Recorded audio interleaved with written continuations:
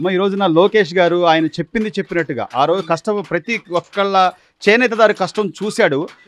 దానికి తగ్గట్టుగా 200 యూనిట్లు నేను రాగానే ఇస్తానమ్మా అన్నాడు. 9 నెలల్లోనే దాన్ని ఇంప్లిమెంట్ చేశారు. అలాగే అంతకుముందు నీళ్ళు వచ్చేసేసి ఇబ్బందులు పడుతుంటే 25,000 రూపాయలు సాయం చేయడం కానీ ఇచ్చారండి. ఎలా ఉందమ్మా పనితీరు? ఎలా ఉంది లోకేష్? బాగానే ఉందండి, వాళ్ళ పనితీరు బాగానే ఉంది. మాకు కొన్ని ఇళ్ల స్థలాలు లేవండి. నాకు ఇల్లు లేదు. చేనేత కార్మికురాలని మగ్గం వేసుకుంటాను. ఇతంతో పెన్షన్ పోయిన ప్రభుత్వం మనకి చంద్రబాబు ప్రభుత్వం ఉండగానే మన ప్రభుత్వం ఉండగానే నాకు ఇతంతో పెన్షన్ ఇచ్చారండి. అయితే వీళ్ళు జగన్ ప్రభుత్వం వచ్చిన తర్వాత 6 యూనిట్లు కరెంట్ బిల్లు వచ్చిందని చెప్పేసి కరోనాకు ముందే తీసేశారండి. ఇంతవరకు నాకు పెన్షన్ అయితే లేదు. నేను అది పెట్టుకోమంటున్నారు. ఇప్పుడు మళ్ళీ పెట్టుకోండి అంటే కేవలం నేను పార్టీలు చూడను కులం చూడను అన్న వ్యక్తి కేవలం ఏదో ఒక వంక పెట్టి చాలా మందికి పెన్షన్లు తీసేశారు. అసలు నాకు ఉండటానికి ఇల్లు లేదు. ఎందుకంటే ఆర్థిక పరిస్థితుల వల్ల ఆరోగ్యాల పరిస్థితుల వల్ల ఇల్లు అమ్ముకోవాల్సి వచ్చిందండి.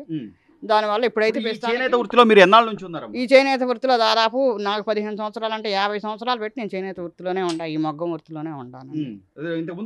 ఇప్పుడు మనకి లోకేష్ గారు అక్కడ బిల్డింగ్ ఒకటి వేసారండి మొగ్గాలకి. ఇలా షెడ్లు కాకుండా డాబాల్స్ టైపులో వేస్తే పైన ఒక మొగ్గం పైన కింద 2 అంతస్తులుగా డాబాలుగా వాటిల్లో మాకు మొగ్గాలను వేసుకుంటానికి కూడా వేడి లేకోకుండా డాబాలు అయితే వేడి లేకోకుండా వస్తాయండి. ఆ షెడ్లు రేకుల షెడ్లు కాకుండా అలా డాబాలు వేస్తే బాగుంటుందని మా అభిప్రాయం అండి. అట్లాగమ్మా అంటే చేనేతకు సంబంధించి మీరు నేసే చీరలు ప్రపంచవ్యాప్తంగా వాటి గుర్తింపు తీసుకురావడానికి కూడా ఆయన బ్రాండ్ అంబాసిడర్గా ఉండి ప్రతి వాళ్ళకి ఆయన చీరలు ఇస్తున్నాడు, సాల్వాలు కప్పుతున్నాడు. ఇట్లా మా వాళ్ళు అంత కష్టపడతారని అని చెప్తున్నాడు.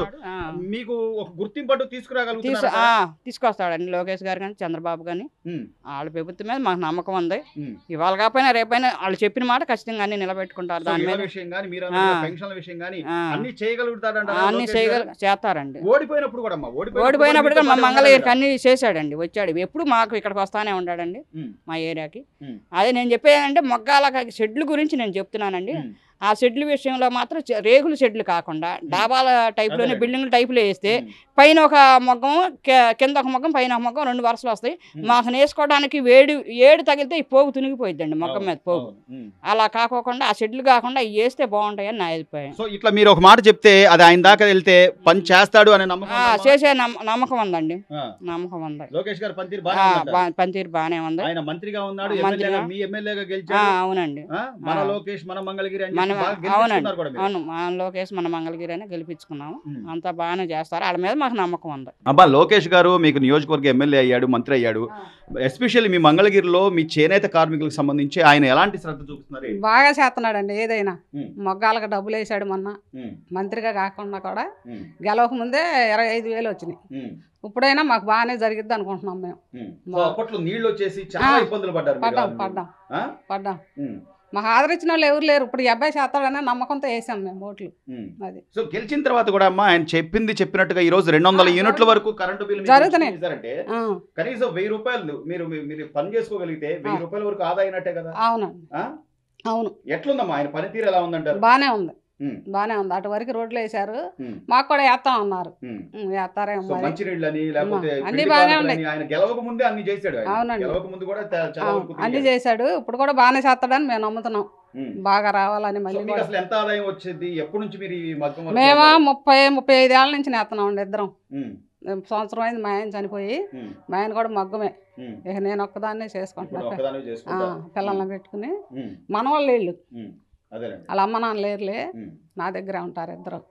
మన చూస్తే యాక్సిడెంట్ అయింది. జీవనం అది. లోకేష్ గారు చెప్పింది ఒక హామీ ఇచ్చాడంటే చేస్తాడని నమ్మకం ఉందండి మాకు. చేస్తాడు. చెప్పుకోదలుచుకున్నారా? మీ మనవడికి ఇట్లా యాక్సిడెంట్ అయిందండి. ఇట్లా తెలుగుదేశం పార్టీ వాళ్ళ దగ్గరికి వెళ్ళా, తిరిగా. ఈ అబ్బాయి హాస్పిటల్లో ఉండగానే యాక్సిడెంట్ అంటే వీళ్ళు వస్తున్నారు. ఒక ఆయన కళ్ళు కనపడక గుద్దేశాడు. కాలు ఇరిగిపోయింది. రాడ్లు వేశారు. ఆ ఎన్నిపోస్ కూడా ఇరిగిపోయింది. అది కూడా ఆపరేషన్ చేశారు. కథ కార్డు మీదే చేశారు. ఆ సహాయం చేశారు. కథ 5 లక్షలు 6 లక్షలు అవుతాయి అన్నారు. మా దగ్గర లేవండి నేతల వాళ్ళం అంటే కార్డు మీద చేస్తాను 2 ఆపరేషన్లు చేసి పంపించారు.